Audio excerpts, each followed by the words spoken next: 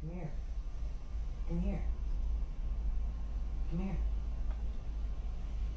Hey, come here. Come here. I told you. Come here. Story 1. When I was a teenager, I went on a hike in south central Pennsylvania by myself in the Appalachian Mountains. It was a day I was playing hooky, so there was nobody else there at the small trail, at least that I could see. You had to drive there. There was no foot traffic. I was young, and while I was hiking up, I had been talking, singing, horsing around the whole time, totally unconcerned, yelling things off the top of the mountain and so on.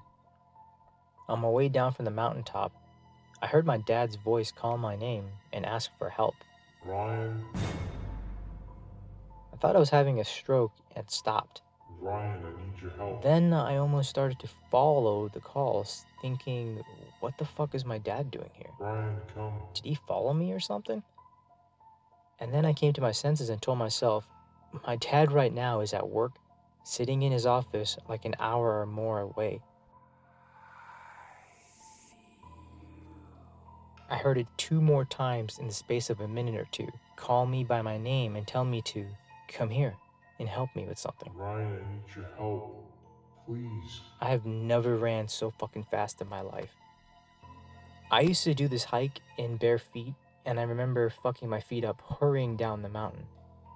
I never went back, and to this day, don't know what the fuck that was. The place was called Tumbling Run, if anyone is curious. It's not even that out of the way, but nobody was there that I could tell that day. There's only one trail, so I would have seen someone else. Story 2. A few years back, me and a buddy of mine were doing Christmas tree removal services with the Boy Scouts, and we were tasked with passing out flyers to let people know how to prepare the trees for us to take them. Sometimes if the person wasn't home, we would just rubber band the flyer to the doorknob, hence why we did what we were doing. We were about halfway through our route, and there were a couple of houses on top of a hill in a wooded area in the neighborhood. Really not that uncommon in that part of the city. Super long driveway that split like a Y to the 2 houses. I couldn't see the car from the doorway. But anyways, as we walked up the path, both of us got some serious chills. Not like it's cold, probably a ghost chill, but like we were being watched by something really dark. We shook it off as just getting the creeps because the house was old and poorly lit. Once I got to the door, I heard something shout my name from what seemed like right behind me. Hey, Brian. And it didn't sound anything like my friend. I turned around and my buddy was walking down the path from the other house like 100 yards away. I ran over to him and asked if he had just called me. He was like, "What? No, why would I call your name?" Right when he said that, as if on cue, the voice called out again, this time saying both our names. Brian. Antonio. And he seemed to be coming from the house I just walked away from. Come here. At that, we both hightailed it out of there and ran about a quarter mile before stopping to get into the car and proceed to the rest of the route from the safety of the vehicle. Story 3. I was walking back home one night after hanging out with some friends. I've never been afraid to walk alone in the dark. I'm quite tall and intimidating looking from a distance, and I always bring a pocket knife when I know I'll be walking in the dark. Anyways, I was walking past some woods on the way back to my house, and I heard my mother's voice call. Gabriel, help! I immediately recognized her voice and turned to look into the woods. Gabriel, come here. Gabriel. She kept calling my name over and over. Gabriel, I need your help. I couldn't see any. Gabriel, please. It was far too dark to see through the trees. "Mom?" I called back, heading towards the woods. She sounded like she was in trouble and scared. I assumed that she had gone for a run like she did every night and somehow got lost in the woods. Then I realized it couldn't be her. She had texted me only 10 minutes before, asked me to come home soon to watch my little sister so she could go on a run.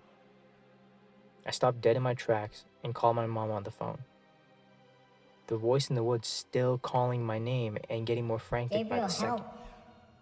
Help! She picked up and I immediately asked her if she was in the woods. She said no, she was back home with my little sister.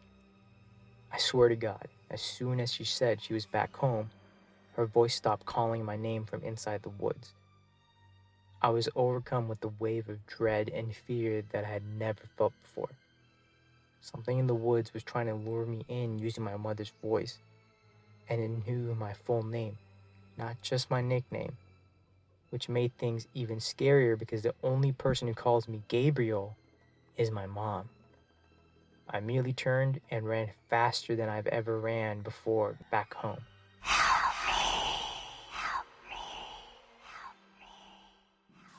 When I got back home, my legs felt like jello and my lungs burned.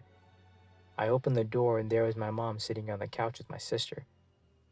I would think this was some sort of prank, but my mom isn't one for pranks, and even if she was, there's no way she could have gotten back home before me without me seeing her. My only question is, what was in the woods? Story 4. Hunting is a huge part of the culture in Hawaii, and kids often learn from a very young age how to hunt.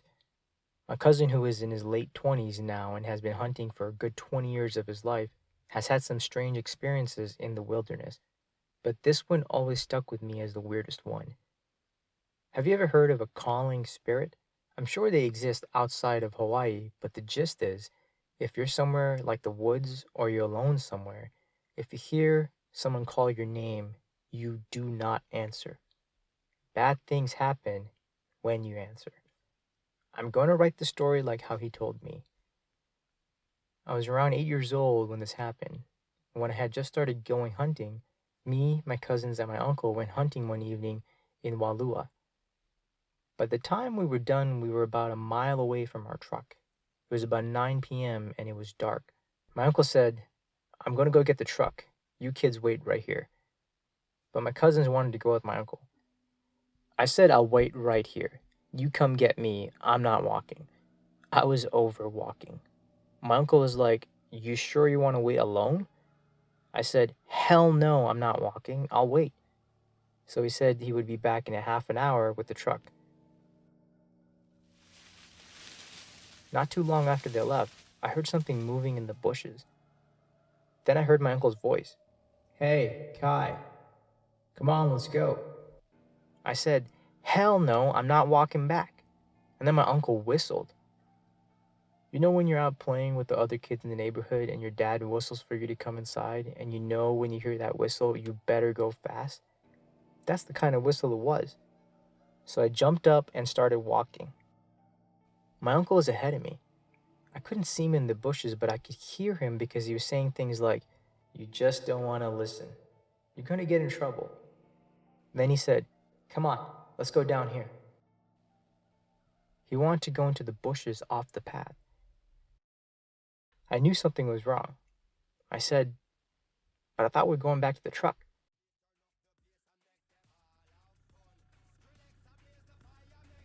Just then, I saw headlights back in the direction we started, and then I heard my uncle's stereo blasting, the only song he ever plays when he goes hunting. I start running. I take off and something grabs my backpack. I fly my arm back and let whatever it was take my bag. I get to the truck and my uncle asks, "Where's your stuff?" I point back to where I was and say, "I was following you." My uncle turns pale and yells, "Get in the car now." I'm bawling, I'm scared. I know I messed up. I know you never answer when someone calls, but it sounded just like my uncle. He immediately took me to my other uncle who blessed me. Till this day when I go hunting, I never answer when anyone calls my name. Story 5. So I'm curious if anyone has had an experience where their name was called while walking in the country or woods. I had a spooky experience when I was 15.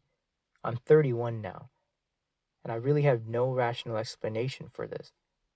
I grew up in an actively haunted house, but I never felt truly scared until this happened to me. I don't tell the story often because it gives me chills. I live in rural eastern Oklahoma, and before I could drive, I used to walk to my horse pasture from my house every day. The property my family owned was about 380 acres of wood. We had no close neighbors except for my uncle and his family who lived in the house on the same property that was about in the middle of my path to the pasture. My uncle and his family were on a cruise, so I was supposed to check the house and feed the cats, which was no big deal as it was on my way to the horse pasture. My yellow lab would always accompany me on my trips to the pasture, which is about a half a mile or so away, but was easy to get through to the property. So I fed the cats, checked the house, then I went on my way to the pasture. Totally normal at this point, nothing spooky. It's a sunny summer day around 4 p.m., so I'm on my way from feeding the horses. As I was cutting through the clearing around 50 to 60 yards in front of my uncle's house, I hear the most eerie, loud, reverberating cackle laughter. It was almost childlike if you're a child from a horror movie. It had the oddest echo. I can't even explain it. It wasn't a normal echo, and it sounded like it surrounded me. My yellow lab freezes immediately and gets his hackles up, and he starts growling. This is the world's sweetest lab, growling aggressively. I'm frozen in fear, and every hair is standing up on me as well. Next, I hear Catherine, my first name I don't go by. Then a long Noel, my middle name I don't go by. It repeats this about 4 to 5 times. The Catherine sounds weird, crackly, sort of like a bird. It was strange, and the Noel was loud and concise and sounded like my mother. Catherine. Noel. Catherine. Noel. Then the laugh again. My lab starts barking aggressively and won't leave my side. Finally, I get unfrozen from fear and sprint the rest of the way home while I hear it laughing. I refused to walk to the pasture for a while after that. I waited till my mom came home and from work and had her drive me.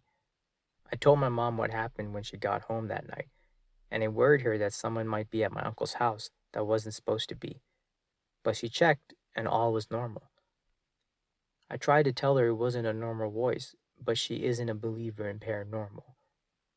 Never found a rational explanation for it. We had no close neighbors. I've ridden the horses out there many times since with nothing creepy happening to me. It's 16 years later, and I'll never forget how that voice sounded, though.